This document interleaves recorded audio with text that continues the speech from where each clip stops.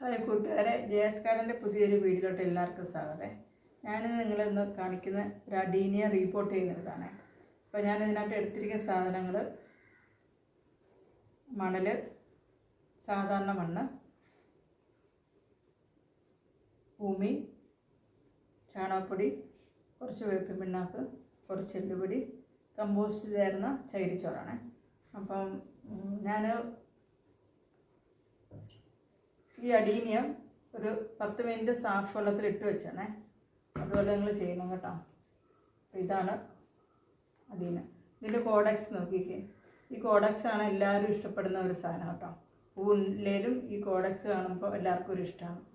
അപ്പം ഇതാണ് ഞാൻ എടുത്തിരിക്കുന്ന പ്ലാന്റ്. അപ്പോൾ ഇതിൻ്റെ കുറച്ച് ചെറിയ ഇതൊക്കെ വന്നിട്ടുണ്ടല്ലോ, ബ്രാഞ്ചസ്, അതൊക്കെ നമുക്കൊന്ന് കട്ട് ചെയ്യാവേ.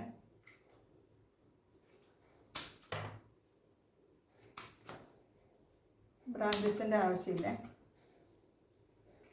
ഇതൊന്ന് സാഫ് വെള്ളത്തിലൊന്നും മുക്കണേ. അല്ല, കുറച്ച് സാഫ് തേച്ച് കൊടുത്താലും മതി കേട്ടോ. ഇതാട്ടോ അടീന ഇതാണ്. അപ്പം നമുക്കിതെല്ലാം കൂടെ ഒന്ന് മിക്സ് ചെയ്യാവേ.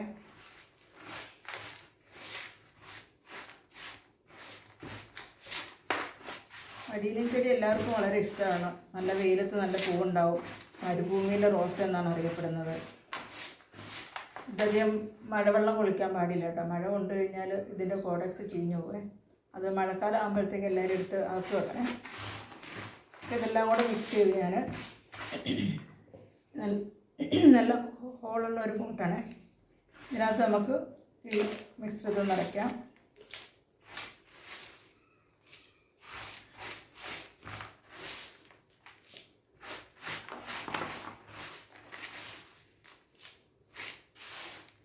ഇതിൻ്റെ കോഡക്സ് കുറച്ച് മുകളിലോട്ട് നിൽക്കുന്ന രീതിയിൽ പോട്ട് ചെയ്യാവോളെ.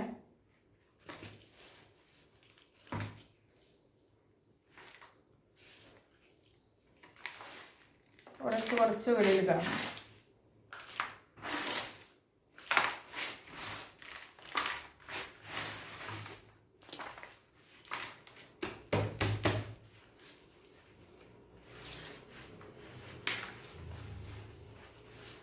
ഇത് നനഞ്ഞുകൊണ്ടാണ് ഇതിൽ മണ്ണ്.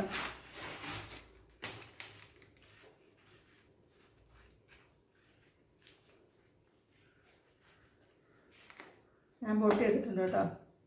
കുറച്ച് സാഫ് വെള്ളം ഒഴിക്കാം.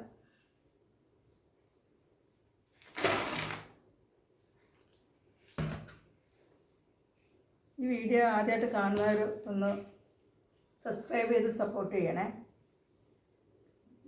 മാക്സിമം ഷെയർ ചെയ്യുക, ലൈക്ക് ചെയ്യുക.